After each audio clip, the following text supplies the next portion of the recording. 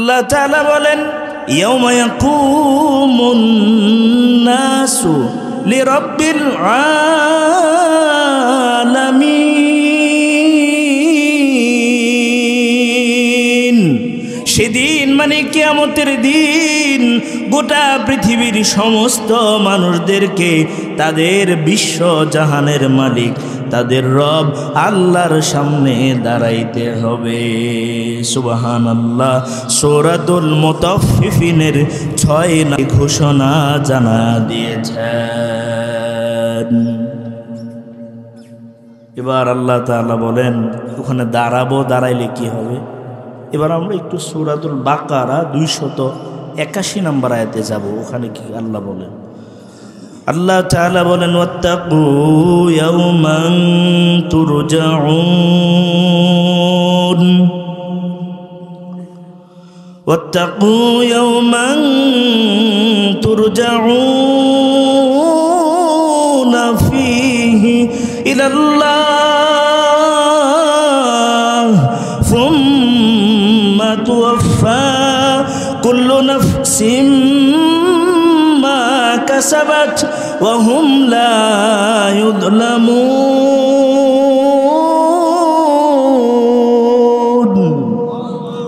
আল্লাহ তাআলা বলেন সেই দিনকে ভয় করো যেদিন তোমাদের সকলকে তোমাদের রবের দিকে ফিরে যেতে হবে। সুবহানাল্লাহ।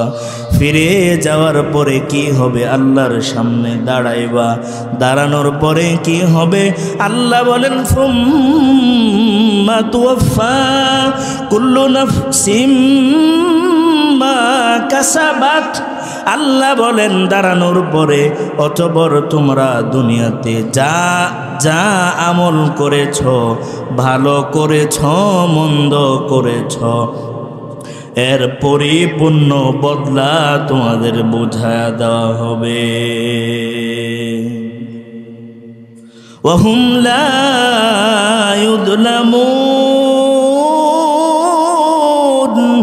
আল্লাহ বলেন প্রত্যেকে দুনিয়াতে যে যা করেছে তার পরিপূর্ণ প্রাপ্যাংশ বদলা ওজরত আমি আল্লাহ বোঝায়া দেব। বোঝায়া দিতে গিয়ে দুনিয়ার কোনো মানুষের উপরে বিন্দু পরিমাণ বিচার করা হবে না। সুবহানাল্লাহ। তার মানে আল্লাহর সামনে দাঁড়াইতে হবে। তার মানে দাঁড়ানোর পরে আল্লাহ 50, 60, 70, 80, 90, 100 বছরের গোটা হায়াতের হিসাব আল্লাহ করে, ভালো মন্দের হিসাব করে আল্লাহ তাআলা পরিপূর্ণ বিনিময় দেবেন।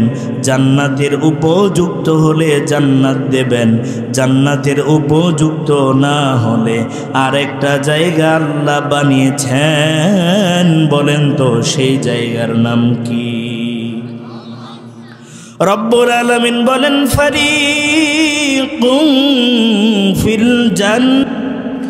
আল্লাহ তাআলার প্রিয় যারা জান্নাত প্রবেশ করবে তারা লা ইলাহা ইল্লাল্লাহ লা ইলাহা ইল্লাল্লাহ লা ইলাহা ইল্লাল্লাহ মুহাম্মাদুর রাসূলুল্লাহ সাল্লাল্লাহু আলাইহি ওয়াসাল্লাম। আপনারা কেমন আছেন? ভালো রাখছেন কে? এখানে নিয়ে আসলেন কে? এই মাহফিলের ব্যবস্থাপনা করার মতো তৌফিক দিলেন কে? আমাকে সুদূর 120 কিলোমিটার দূরত্বে নিয়ে আসলেন কে? যে আল্লাহ তাআলা আমাদেরকে এত নিয়ামত দিয়ে ধন্য করলেন, সে আল্লাহর জন্য হৃদয়ের সমস্ত সংকীর্ণতা ঝড়তা সমস্ত কিছু ঝেড়ে ফেলে আল্লাহর জন্য এক নেক হয়ে আকাশ বাতাস প্রকম্পিত করে আল্লাহর শেখানো ভাষায় কালিমাতুশ শুকর আদায় করা যাবে তো? পড়েন আলহামদুলিল্লাহ রব্বানা লাকাল হামদ পড়েন হামদান কাসীরান তাইয়িবান মুবারাকান ফীহি। প্রশংসা করলাম কার? প্রশংসা করব কার? সব সময় কার? ঘুমানোর সময়, ঘুম থেকে ওঠার সময়, ভালো কোনো নিয়ামত পাইলে, কষ্টের সময়, সব সময় প্রশংসা করবে যারা, জান্নাতে সবার আগে যাবে তারা। সুবহানাল্লাহ। রাসূল বলেন রাসূল বলেন আউয়ালু মান ইউদআ ইলাল জান্নাতি ইয়াউমাল কিয়ামাতি আল হামিদুন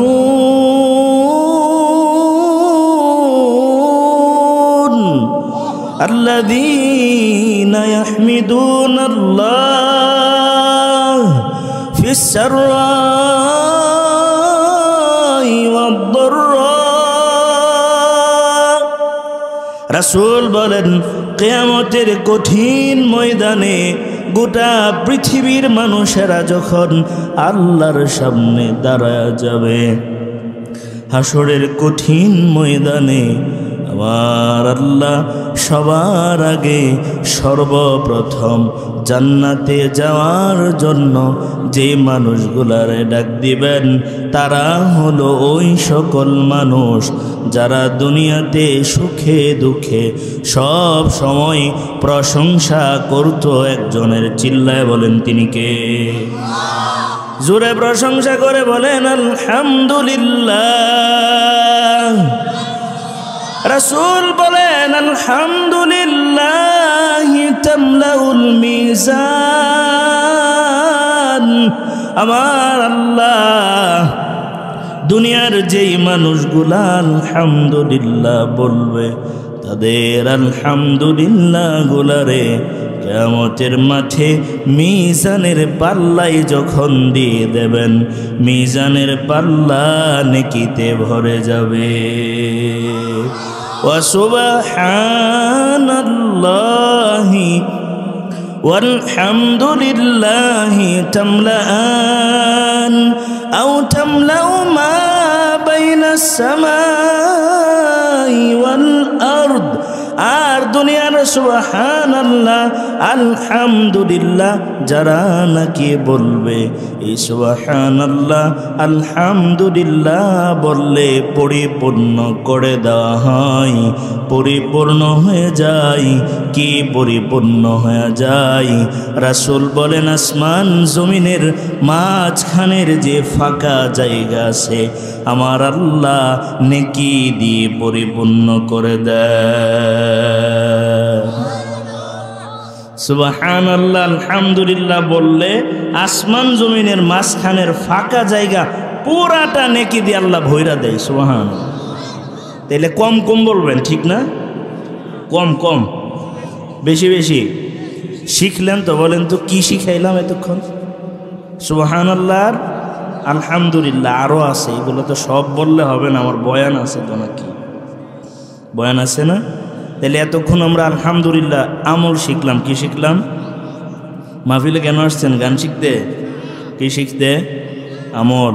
সব সময় করবেন, সুখের সময়, দুঃখের সময়, কষ্টের সময়, সুস্থতার সময়, অসুস্থতার সময়, সন্তান মারা গেছে এই সময়, সন্তান দুনিয়াতে দিচ্ছে সেই সময়, স্ত্রী মেডিকেলে ভর্তি সেই সময়, আপনার হার্টে সমস্যা সেই সময়, আপনার লাংসে সমস্যা সেই সময়, আপনার চোখে সমস্যা সেই সময়, সব সময় প্রশংসা করবেন একজনের। তিনি কে?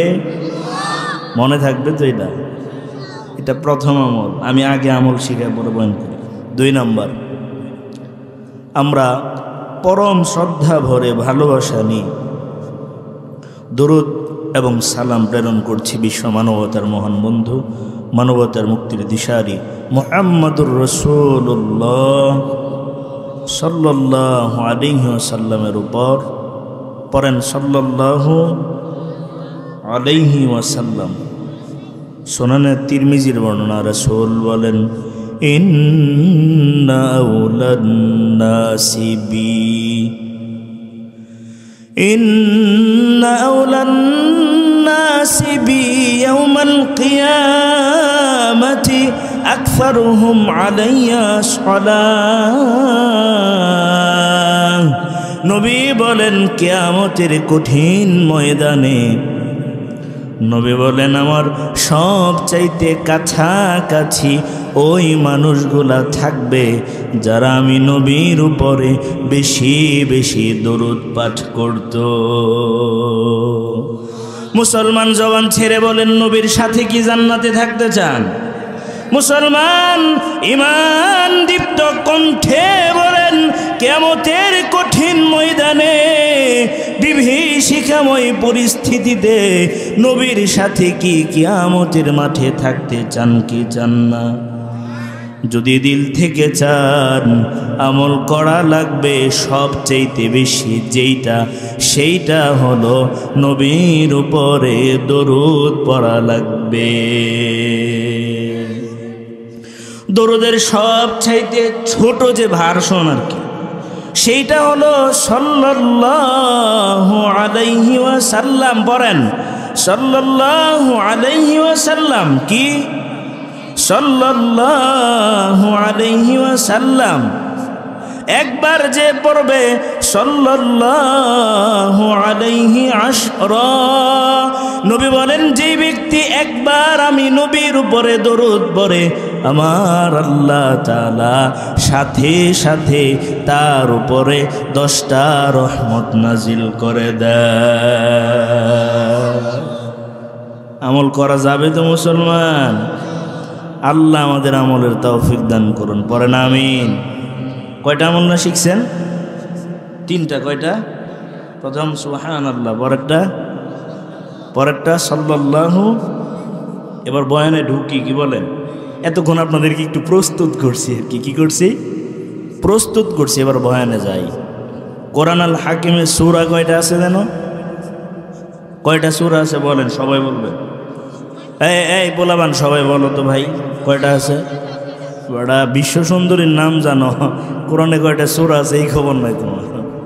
নায়িকা কেটা কি করে না করে এই খবর রাখো। হলিউড, বলিউড, টলিউডের সব খবর তোমার কাছে আছে, শুধু কোরআনে কি আছে না আছে সেগুলোই জানো না। তুমি আবার মুসলমান, তুমি আবার বলো যে হিন্দুস্থান তুমি বিজয় করবা। কিভাবে সম্ভব? এটা সম্ভব না। এজন্য ভাই কোরআনের খুঁটিনাটি বিষয়গুলো জানা দরকার আছে না নাই?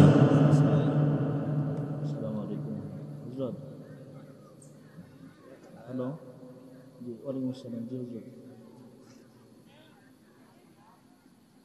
কি বলেন? ফোন দিছেন আপনাকে?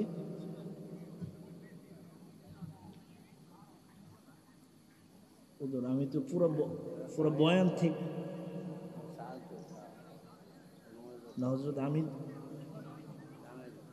না হুজুর আমি মাহফিলের বয়ান মাঝখানে আপনার ফোন ধরছি।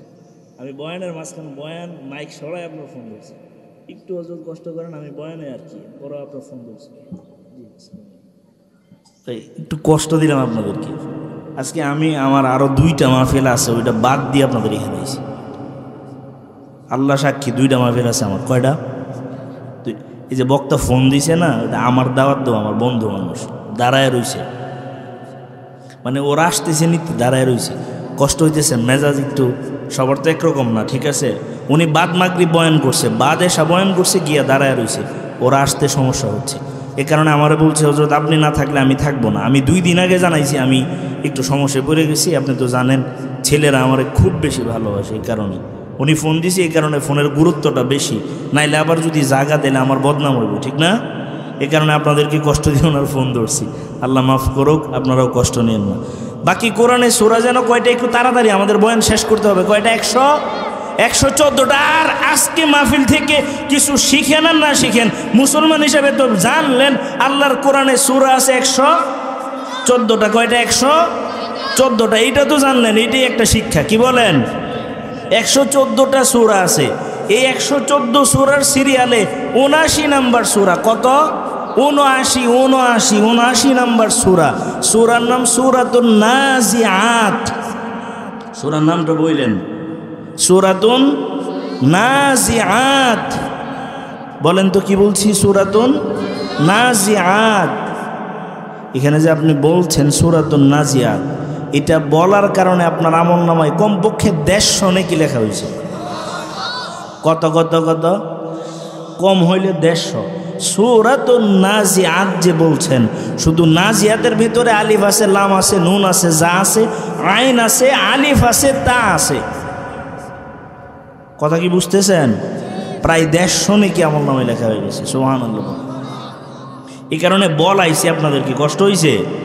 আমি ছোট মানুষ, আপনারা মুরব্বী, কষ্ট হইতে পারেন, কষ্ট পাবেন না, ঠিক আছে?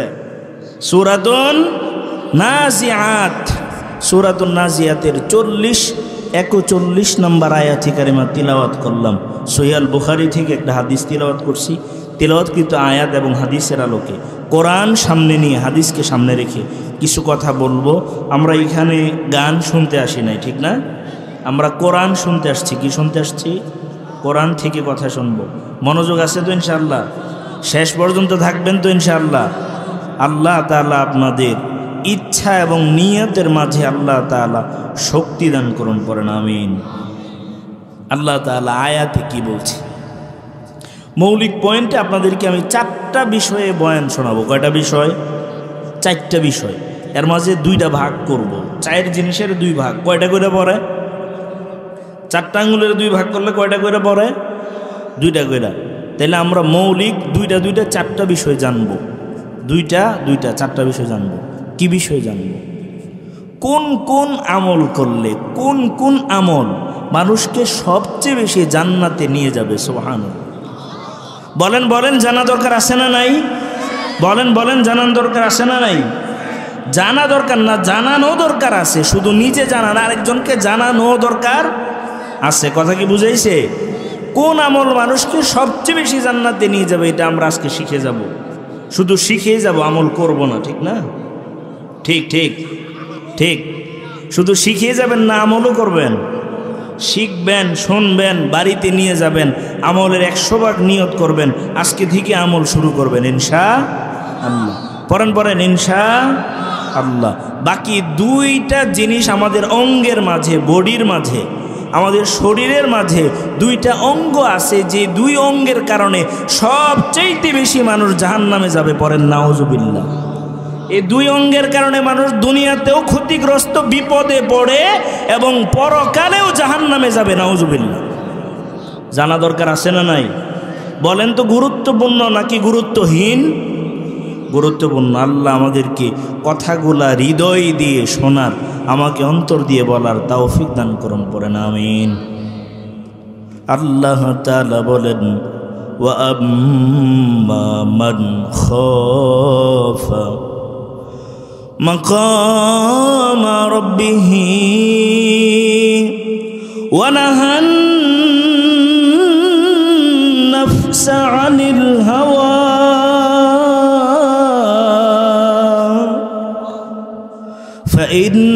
ফাইন্নাল জান্নাতা হিয়াল মাওয়া। মুসলমান চিল্লায়া পড়েন আল্লাহু আকবার। আল্লাহ তাআলা আয়াতে 2টা কথা বলছেন। বলেন কয়টা কথা বলছেন? আল্লাহ 2 কথা বলেছেন। আয়াত একটা, আল্লাহ বলেছেন 2 কথা। পরের আয়াতের ভেতরে যে 2 কথা বলেছেন, এই 2 কথার উপরে যারা আমল করবে তাদের পুরস্কারের ঘোষণা আমার আপনার আল্লাহ দিয়েছেন। আল্লাহ তাআলা বলেন, ওয়া আম্মা মান খাফা মাকামা রাব্বিহি। আল্লাহ তাআলা বলেন, দুনিয়াতে অনেক মানুষ আছে, অসংখ্য মানুষ আছে। সকল মানুষের মাঝে যেই মানুষটা আল্লাহ তাআলার সামনে দাঁড়াতে হবে, আল্লাহর সামনে দাঁড়ায়া গোটা জিন্দেগির পরিপূর্ণ হিসাব দেওয়া লাগবে, সেই রবের সামনে দাঁড়ানোর কথা স্মরণ করে, দাঁড়ানোর দিনের ভয় করে, ভয় করার পরে অনাহান নাফসা আনিল হাওয়া, কুপ্রবৃত্তি, মনের কামনা বাসনা, এক কথায় যাবতীয় হারাম থেকে আল্লাহর ভয়ে যারা নাকি নিজেদেরকে রক্ষা করে, নিজেদের গুনাহ থেকে বাঁচায়া রাখে, গুনাহ মুক্ত রাখে, আল্লাহ তাআলা বলেন যারা নাকি আমি আল্লাহর সামনে দাঁড়ানোর ভয় করে, আর এই ভয়ে দুনিয়াতে গুনাহ করতে উদ্যত হয়ে যায়, গুনাহ করার দ্বার প্রান্তে পৌঁছে যায়, গুনাহ করবে করবে এমন মুহূর্তে মনে হয়ে গেছে হাই হাই আমি কি করতে যাচ্ছি, আমাকে আমার আল্লাহর সামনে রোজে কিয়ামতের কঠিন ময়দানে দাঁড়াতে হবে, দাঁড়ায়া গোটা জিন্দেগীর পরিপূর্ণ আমলের হিসাব দিতে হবে। এই চিন্তায় নিজেরে গুনাহ থেকে গুটায় নেই, গুনাহ থেকে বাঁচায় নেই, গুনাহ থেকে ফিরে আসে, গুনাহ থেকে বারণ হয়ে যায়, গুনাহ থেকে অন্য পথে আল্লাহর দিকে ফিরে আসে। আমার আল্লাহ বলেন এই চরিত্রের মানুষগুলার জন্য আমি আল্লাহ পরকালের ঠিকানা জান্নাত বানায় রাখছি। সুবহানাল্লাহ। কিছু বুঝলেন আমার কথা তো নাকি? কিছু বুঝছেন তো? এক, আল্লাহর সামনে দাঁড়াতে হবে। একটু হাত উঠান তো, একটু নাড়াচাড়া তো দেখি, আসেন নি আপনারা? আছেন এখানে যারা হাত উঠাইছেন একটু বলেন তো, আল্লাহর সামনে দাঁড়াইতে হবে তো নাকি? হাত নামান, হাত নামান। দাঁড়াইতে হবে, বিশ্বাস করেন তো নাকি? দাঁড়ায় কি শুধু দাঁড়াই থাকবেন না, আরও কাম আছে, আছে আরও কাম। দেখি আল্লাহ কি বলে কোরআনে। আবার আল্লাহ তাআলা বলেন আল্লাহর সামনে দাঁড়ায় কি করবেন। আল্লাহ তাআলা বলেন ইয়াউমা ইয়াকুমুন নাসু লিরাব্বিল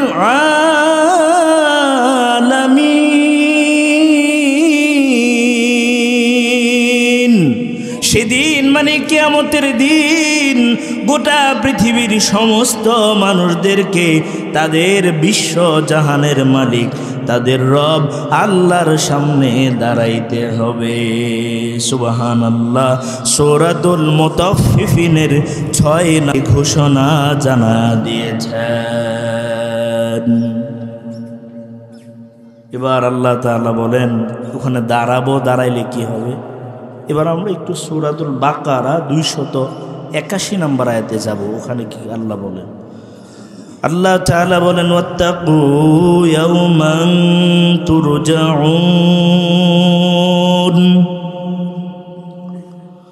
ওয়াত্তাকু ইয়াওমান তুরজাউন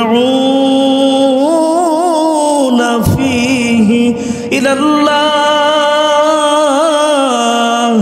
সুম্মা তুওয়াফা কুল্লু নাফসিন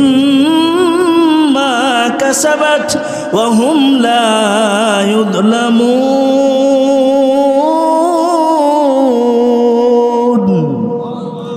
আল্লাহ তাআলা বলেন সেই দিনকে ভয় করো যেদিন তোমাদের সকলকে তোমাদের রবের দিকে ফিরে যেতে হবে। সুবহানাল্লাহ।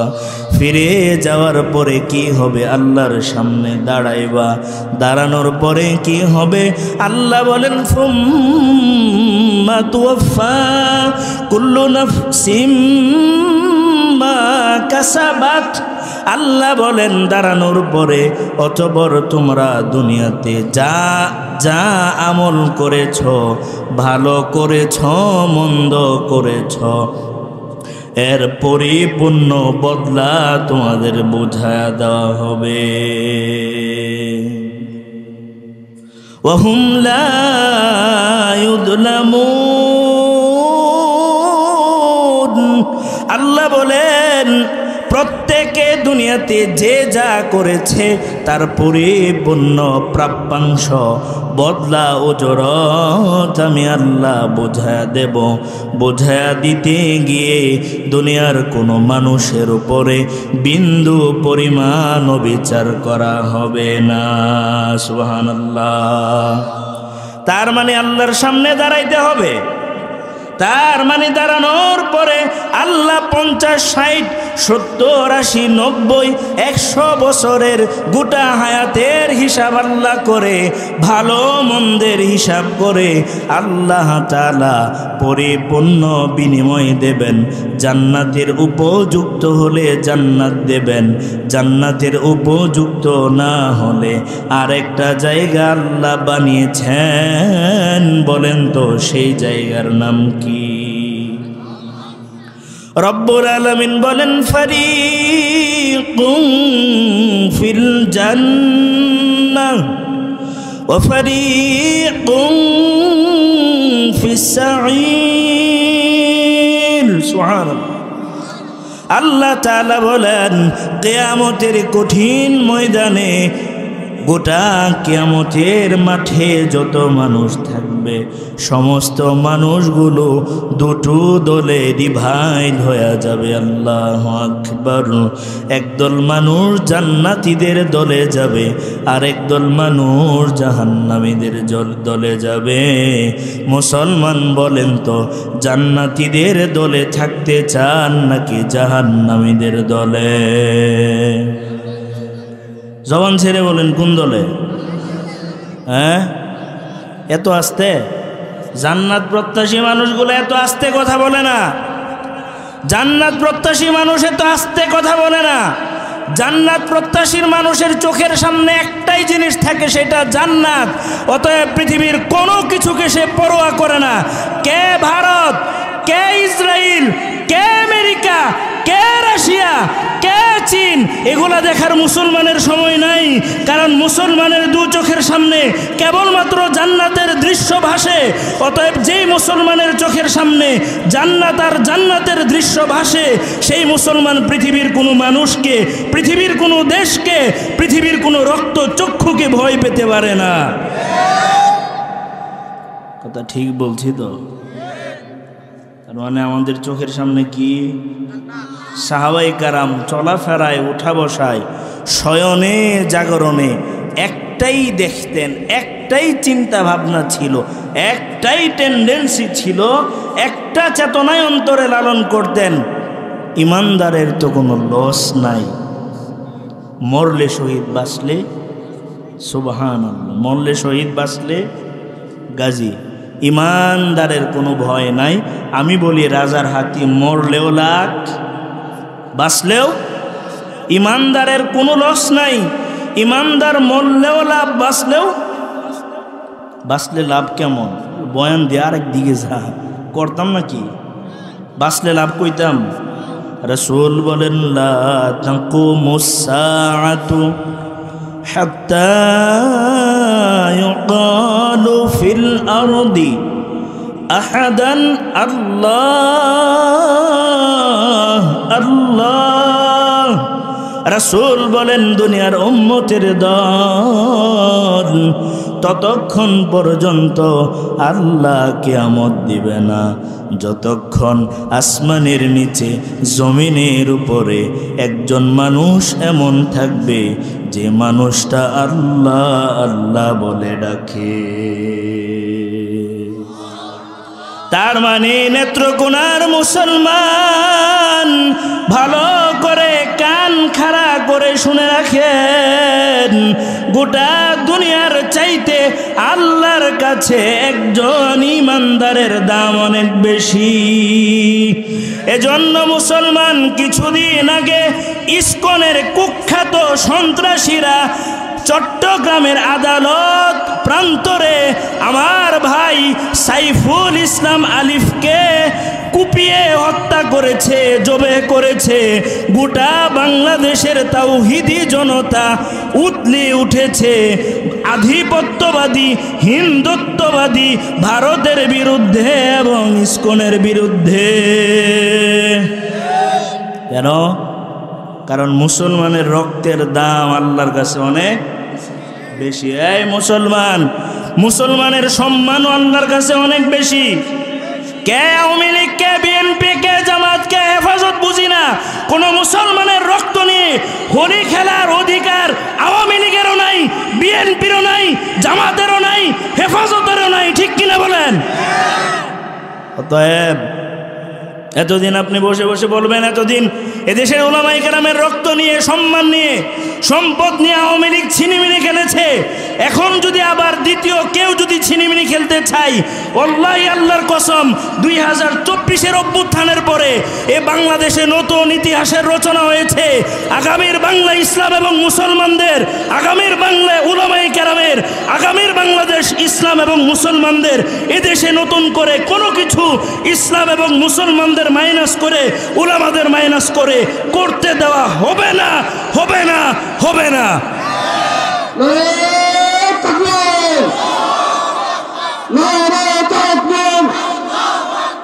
আজকের সম্মেলন উলামায়ে সম্মেলন হয়তো খেলাফত নয়তো শাহাদাত, হয়তো খেলাফত নয়তো শাহাদাত। কেউ কষ্ট পাইছেন না তো নাকি? এগুলো আমার ইমানই কথা। কি কথা? আপনার ইমানের কি খবর জানি না, আমার ইমান খুব ভালো না, কিন্তু আল্লাহি আল্লাহর কসম বিশ্বাস করেন, ঘর থেকে বের হইলে আল্লাহকে বলি, আল্লাহ আমি তো মইরা জান্নাতে যাওয়া আমার পক্ষে সম্ভব না, স্বাভাবিক মরণে আমার জান্নাতে যাওয়া সম্ভব না। আল্লাহ আপনার কাছে একটাই আবেদন, আল্লাহ আপনি শাহাদাতের মওত দিয়েন। কারণ শহীদ মরে না। কি হয় না? শহীদ মরে না। আল্লাহ বলেন, বাল আহইয়াউন ইনদা রাব্বিহিম ইরযাকুন। এই মুসলমান, আল্লাহ বলেন শহীদরা মরে না, বরং তারা তাদের রবের কাছে রিজিক খায়। সুবহানাল্লাহ। দুনিয়ার মানুষ যেভাবে খায় বাঁচার জন্য, জান্নাতে শহীদরা সবুজ পাখি হয়ে বিচরণ করে, যখন খাবারের প্রয়োজন তারা খাইতে থাকে। সুবহানাল্লাহ। এজন্য বললাম, রাজার হাতি মরলেও লাখ, বাঁচলেও লাখ। তোমরা আমাদের সাইফুল ইসলাম আলিফ ভাইকে হত্যা করেছ, এতে করে কোনো কিছু হয় নাই। সাইফুল ইসলাম আলিফ শহীদ। কি শহীদ? শহীদ হওয়ার কারণে সে জান্নাতের নিয়ামত ভোগ করতেছে। আর তোমরা ইসকন যারা আছো, তোমাদের বিরুদ্ধে বাংলাদেশের 18 কোটি মুসলমান নয়, মুসলমান হিন্দু সবাই তোমাদের বিরুদ্ধে। আমরা শুধু আমাদের কথা বলি না, বিশ্বাস করেন আপনারা ভাববেন যে হুজুর আমাদের এই মাহফিলে, মফস্বল এলাকা গ্রামগঞ্জের মাহফিলে আপনি এই কথাগুলো কেন বলছেন? গ্রামের মানুষের তো ইমান নিয়ে মরা দরকার নাই, ঠিক না? গ্রামের মানুষ তো ইমান নিয়ে মরা দরকার নাই। আর গ্রামের কোনো ইমানদারের আল্লাহর কাছে কোনো দাম নাই, আছে তো? গ্রামের কোনো ইমানদার মুসলমানের রক্তের দাম আল্লাহর কাছে নাই, আছে? থাকলে আমি এইটাই বললাম, মুসলমানের রক্ত, মুসলমানের সম্মান, মুসলমানের সম্পদ আরেক মুসলমানের কাছে দামি, সবচেয়ে দামি। গত জুমাতে বলছি, আবার আজকে বলছি, রাসূল বলেন আল মুসলিমু আখুল মুসলিম, একজন মুসলমান আর একজন মুসলমানের ভাই। সুবহানাল্লাহ বলেন, এই সুবহানাল্লাহ বলেন। এরপরে রাসূল বলেন, এই শোনো, যেহেতু ভাই ভাই, ঠিক না? এরপরে রাসূল বলেন লা ইয়াযলিমুহু, কোনো মুসলমান কোনো মুসলমানের উপরে জুলুম করা যাবে, ওয়ালা ইয়াখযুলুহু, কোনো মুসলমান কোনো মুসলমানকে অপমান করতে পারবে, ওয়ালা ইয়াহকিরুহু, কোনো মুসলমান কোনো মুসলমানকে হেয় তুচ্ছ করতে পারবে না, তুচ্ছ তাচ্ছিল্য করতে পারবে না। এরপরে রাসূল বলেন বিহাসবিমরিইন মিনাশ শাররি, একজন মানুষ মন্দ হওয়ার জন্য, খারাপ লোক হওয়ার জন্য এতটুকুই যথেষ্ট, আইয়াহকিরা আখাহুল মুসলিম, সে তার মুসলমান ভাইকে হেয় তুচ্ছ করে, অপমান করে। নাউজুবিল্লাহ। এই কোনো মানুষ নিকৃষ্ট হওয়ার জন্য এতটুকুই যথেষ্ট যে তার মুসলমান ভাইকে সে অপমান করে, অপদস্থ করে, হেয় তুচ্ছ করে, তুচ্ছ জ্ঞান করে। নাউজুবিল্লাহ। এরপরেরটা শোনেন, কথা কি আমার বুঝতেছেন তো নাকি? শেষটা শোনেন, রাসূল বলেন কুল্লুল মুসলিমি আলাল মুসলিমি হারামুন মালুহু ওয়াদামুহু ওয়া ইরদুহু। নবী বলেন একজন মুসলমানের জন্য অপর মুসলমানের উপরে হারাম করা হয়েছে, নিষিদ্ধ করা হয়েছে। কোনো মুসলমান ব্যক্তিগত কারণে, পারিবারিক কারণে, সামাজিক কারণে, রাজনৈতিক কারণে, দলীয় কারণে কোনো মুসলমানের সম্পদ নষ্ট করতে পারবে না। কোনো মুসলমান কোনো মুসলমানের দেহ থেকে অন্যায়ভাবে রক্ত ঝরাতে পারবে না। এই মুসলমান 2024-এর জুলাই আগস্টে বাংলাদেশে মুসলমানদের দেহ থেকে রক্ত ঝরেছে কি ঝরে নাই? চিল্লায়া জবান ছেড়ে বলেন। কি পরিমাণ ঝরেছে? প্রায় 20,000-এর মতো মেডিকেলে ভর্তি আছে। কারো চোখ নাই, কারো হাত নাই, কারো নাক নাই, কারো মাথা অর্ধেক নাই। তাদেরকে যারা গুলি করেছে, তাদেরকে যারা নাকি আহত করেছে, অঙ্গহানি ঘটিয়েছে, তারা বুঝি হিন্দু ছিল নাকি মুসলমানই ছিল? অতএব মুসলমান চাপা মারলেই মুসলমানই টিকে না, ঠিক কিনা? মুসলমান হওয়ার জন্য কোরআন এবং হাদিসের সাজে নিজেকে সজ্জিত করা লাগবে, ঠিক কিনা? রাসূল বলেন, কুল্লুল মুসলিমি আলাল মুসলিমি হারামুন দামুহু ওয়া মালুহু ওয়া ইরদুহু। প্রত্যেক মুসলমানের জন্য অপর মুসলমানের রক্ত, সম্পদ আর সম্মান অপর মুসলমানের জন্য সম্মানের বানানো হয়েছে। এই সম্পদ, রক্ত, সম্মান নষ্ট করা হারাম। অতএব আওয়ামী লীগ চাইলে বিএনপির রক্ত ঝরাতে পারে না, বিএনপি চাইলে আওয়ামী লীগের রক্ত ঝরাতে পারে না, জামাত চাইলে আওয়ামী লীগের রক্ত ঝরাইতে পারে না। আওয়ামী লীগ মনে করলো চেয়ারে থাকার জন্য দেশে যাই হোক না কেন সেনাবাহিনীকে শেষ মুহূর্ত পর্যন্ত বলল, ব্যবস্থা তোমরা নাও, দেশটা আমার বাবার, কারণ দেশটা স্বাধীন করেছে আমার বাবা। যে বাবা বাবা করে দেশটাকে বাবার করায়ত্ত করে আলাদা একটা ধর্ম বানায়া মানুষের উপরে চাপিয়ে দেওয়ার চেষ্টা করা হলো। আল্লাহর কি ইচ্ছা, গোটা বাংলাদেশে যেখানে যেখানে বাবার প্রতিকৃতি ছিল আল্লাহ তাআলা সবগুলারে ভাঙ্গায় দিছেন। এক মামুনুল হক ভাস্কর্যের বিরুদ্ধে কথা বলার কারণে মামুনুল হকের ধর্ষক বানায় দিছে কি দিছে না? মামুনুল হকের বউ দিয়া তার বিরুদ্ধে নারী নির্যাতনের মামলা দেওয়াইছে, মানিব্যাগ চুরির মামলা দেওয়াইছে। মামুনুল হকের বিরুদ্ধে যা যা অপবাদ দিল, আল্লাহর কি ইচ্ছা মামুনুল হক একটা মূর্তি ভাঙ্গার কথা বলছে। আল্লাহর ইচ্ছাই গোটা বাংলাদেশকে আল্লাহ একদিনের ভেতরে মূর্তি মুক্ত বানায় দিছে।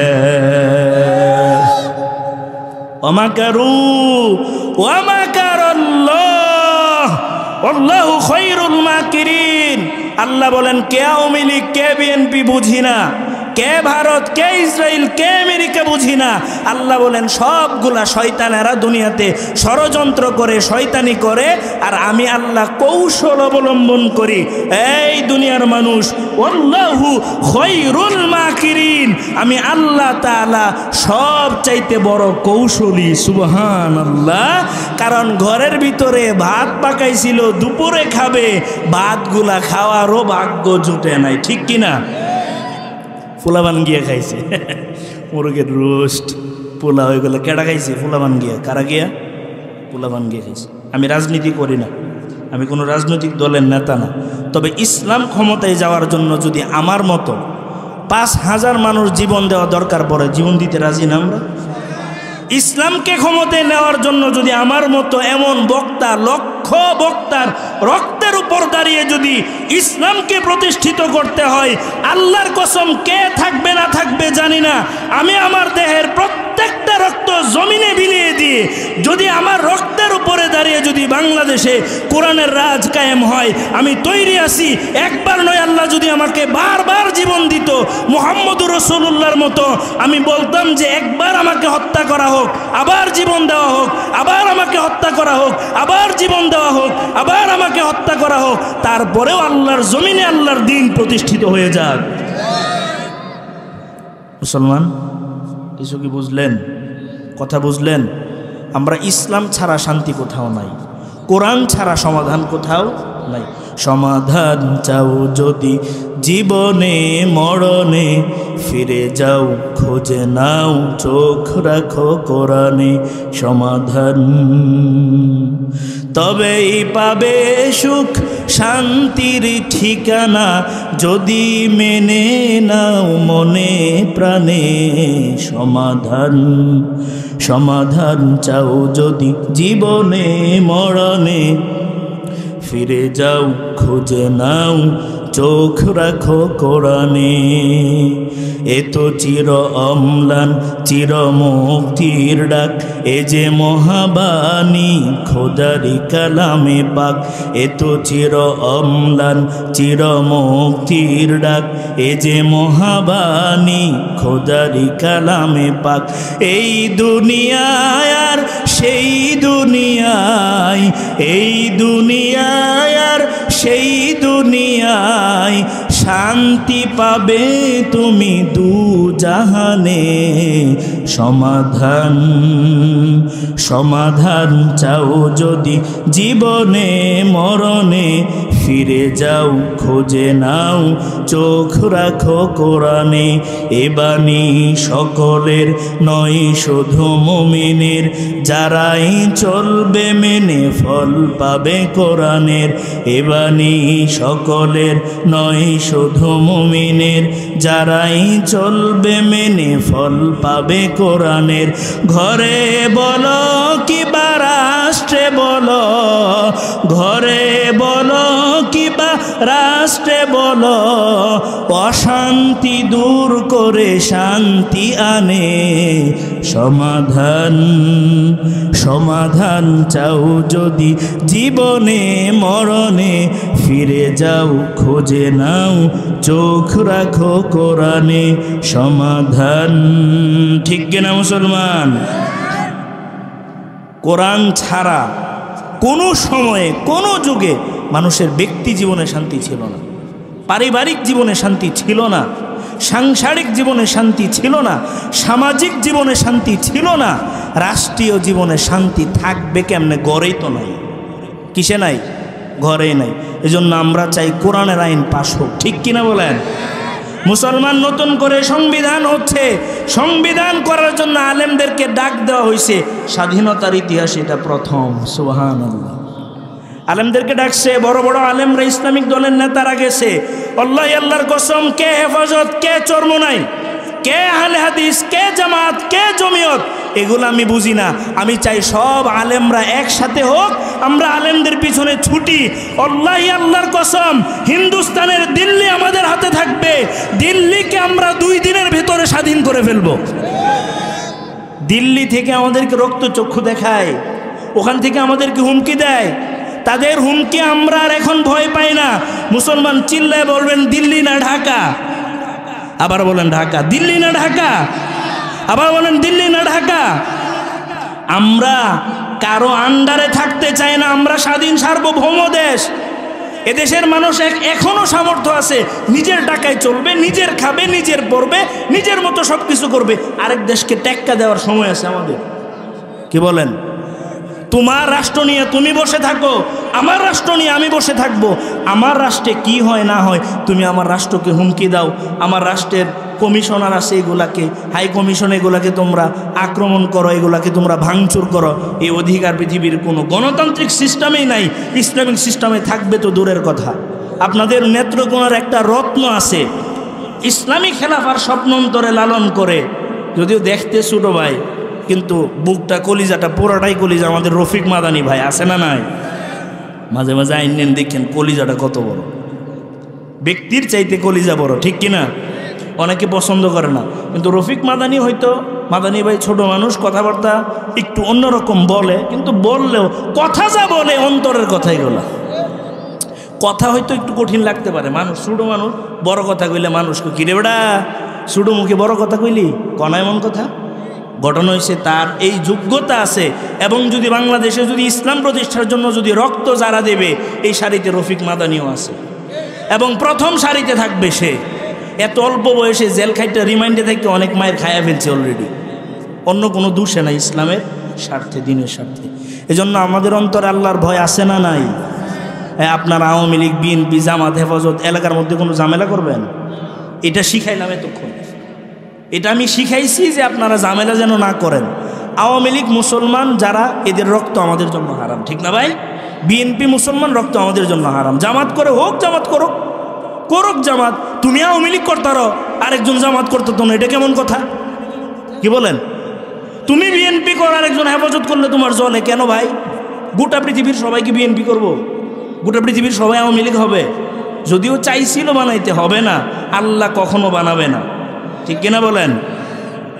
মুসলমান আল্লাহর সামনে দাঁড়াইতে হবে কিনা, জবাব দিতে হবে কিনা? মুসলমানের প্রত্যেকটা পদক্ষেপ ফেলার আগে হিসাব করে ফেলতে হবে, কারণ আল্লাহর সামনে দাঁড়াইতে হবে, ঠিক কিনা? আমি না কিছু সিরা ভাড়া কথাই বললাম, বয়ান তো অনেক শুনছেন, ঠিক না? আমার পরেও শুনবেন, আমি না মনে করেন সিরা ভাড়া কথা বলি।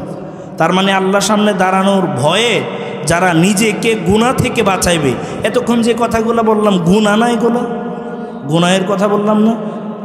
গুনাহ থেকে যারা নিজেদেরকে বাঁচাবে, আল্লাহ তাদের পরকালের ঠিকানা জান্নাত দুনিয়াতে থাকতেই স্থির করে দেবেন। সুবহানাল্লাহ। ফাইনাল জান্নাতা হিয়াল মাওয়া, চিরস্থায়ী আবাস জান্নাহ। সুবহানাল্লাহ। আচ্ছা মুসলমান, এবার আমরা দুইটা চারটা আমল রাসূল বলেন হাদিসে, আল্লাহ রাসূল বলেন, রাসূলের সাহাবীদের কাছে আল্লাহ রাসূল প্রশ্ন করলেন। একদিন ভরা মজলিসে রাসূল বলেন, সাহাবীরা তাদারুনা মা আকসারু মা ইউদখিলান নাসাল জান্নাহ। আল্লাহু আকবার বলুন। রাসূল বলেন, সাহাবীরা রে, তোমরা কি জানো কোন জিনিসগুলা মানুষের, কোন আমলগুলা মানুষের সব চাইতে বেশি আল্লাহর জান্নাতে নিয়ে যাবে? প্রশ্ন করলেন সাহাবীদেরকে। সাহাবীরা বলেন, ক্বালু আল্লাহু ওয়া রাসূলুহু আ'লাম। সাহাবীরা বলেন, ইয়া রাসূলুল্লাহ, আল্লাহর রাসূল ভালো জানেন। সুবহানাল্লাহ। তার মানে প্রশ্নটা বুঝছেন তো মুসলমান? কোন আমল মানুষের সব চাইতে বেশি আল্লাহর জান্নাতে নিয়ে যাবে? বলেন তো, জানা দরকার আছে না নাই?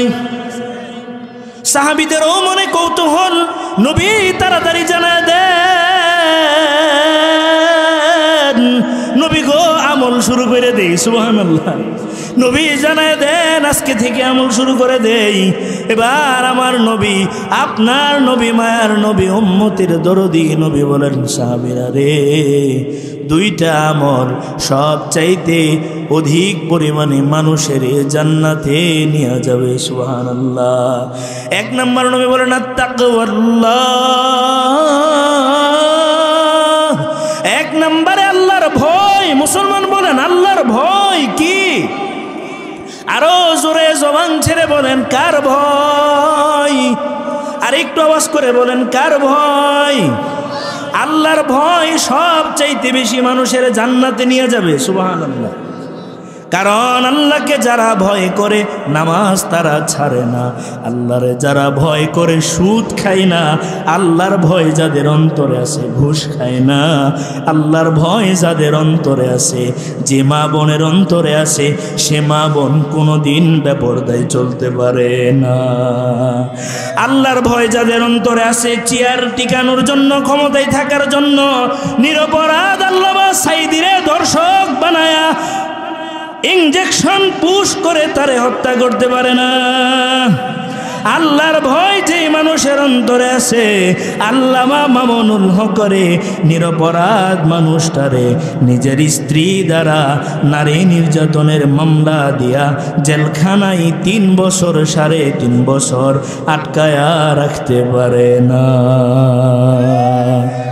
যাদের হৃদয়ে আছে আল্লাহর ভয়, তারা কভু পথ ভুলে যায় না। ঠিক কিনা? আল্লাহর প্রেম ছাড়াই দুনিয়ায় কারো কাছে কোনো কিছু চাই না। আল্লাহর ভয় কই নিবে? এই মুসলমান, আল্লাহরে ভয় পান কি পান না? হাত উঠায় বলেন, আল্লাহরে ভয় পান কি পান না? সবাই পান তো? ফজরের নামাজ পড়বেন তো ইনশাল্লাহ? বলেন পড়বেন তো? আল্লাহ হাতগুলা কবুল করুন, আমিন পড়েন। 1 নাম্বার আল্লাহর ভয়। রাসূল আবু যর গিফারি রে বলেন, আবু যর ইত্তাকিল্লাহ হাইসুমা কুনত। এরে আবু যর, যেখানেই থাকো, সমুদ্রের অতল গহ্বরে থাকো, পাহাড়ের চূড়ায় থাকো, জঙ্গলের গহীনে থাকো, সব সময় একজনকে ভয় পাবে। বলেন চিল্লায় তিনি কে? মুসলমান বলেন, যেখানে পৃথিবীর কোনো মানুষ দেখতে পায় না, ওইখানে একজন দেখেন, তিনি কে? যেখানে পৃথিবীর কোনো মানুষের দৃষ্টি যায় না, চোখ যায় না, কোনো ক্যামেরা ক্যাচ করতে পারে না, পৃথিবীর কোনো আধুনিক কোনো যন্ত্র ক্যাচ করতে পারে না, সেইখানেও একজন দেখেন। বলেন তো তিনি কে? মুসলমান, সে আল্লাহ তাআলা। যেই তো দেখেন, সে আল্লাহর ভয় যদি কারো অন্তরে থাকে, নির্বাচনের সময় রাতে ভোট দিয়া দিনের বেলায় ভোট কেন্দ্র বন্ধ রেখে কেউ ক্ষমতায় যাবে? কথা ঠিক? কথা ঠিক? যদি আল্লাহর ভয় অন্তরে থাকে, আমি গেছি ভোট দিতাম, আমার একটু যাওগা ভোট দিয়ে দেমনে। এই আমি মানুষের কথা বলি না, আমারটা গেলাম স্লিপ নিয়ে, আমি জীবনের প্রথম হইলাম, হয়ে গেছে। হয়ে গেল মানে প্রচণ্ড শীতের মধ্যে গেলাম, হয়ে গেছে। কই হইল? কে দিল? গইনা রাখছি। কি গইনা রাখছেন? তোমরা তো ভোট দিবা সর্বোচ্চ, যেই তো বর্তমানে হাত পাখা আছে। কি পাখা? হাত পাখাই তো দিবা। দেম তো, আমারটা আমি দেম, অধিকার আমার। না না না, 50-60টা ভোট এমনি দিয়ে দেওয়া হইব, এর মধ্যে তোমার এটাও দিয়ে দেন। কথা কি বুঝলেন? আমার এটাও দিয়ে দিব, আমার এটা দিয়ে দিল, শেষ হইল। 50-60টা দিয়ে দিল, এটা দিয়ে তো আমরা প্রশান্তি পাই নাই। আমার ভোট আমি দেব আমার হাতে, ঠিক কিনা? এজন্য আল্লাহর ভয় থাকলে দুর্নীতি হবে না। হবে 2 নাম্বার, ওয়া হুসনুল খুলক। রাসূল বলেন, 2 নাম্বার যেই জিনিসটা সবচাইতে বেশি পরিমাণ মানুষের জান্নাতে নেবে, সেই জিনিসটার নাম হলো উত্তম স্বভাব। বলেন উত্তম স্বভাব কি?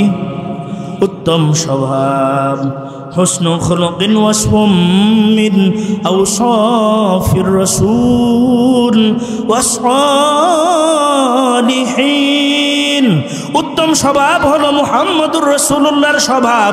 উত্তম স্বভাব হলো আমার পূর্বে, আপনার পূর্বে যত অনেক বান্দারা গিয়েছেন, ওই মানুষগুলার আদর্শই হলো উত্তম আদর্শ। সুবহানাল্লাহ। রাসূল বলেন, সুনানে আবু দাউদের হাদিস, আল্লাহর রাসূল সাল্লাল্লাহু আলাইহি ওয়াসাল্লাম বলেন, একজন মানুষ তার ঈমান দ্বারা, ইন্নাল মুমিনা লা ইউদরিকু বিহুসনি খুলুকিহি দারাজাতাস সাইমিল কায়েম। একজন ঈমানদার তার উত্তম স্বভাব দ্বারা, উত্তম চরিত্র দ্বারা সে সারা দিন রোজা রাখার সওয়াব পায়।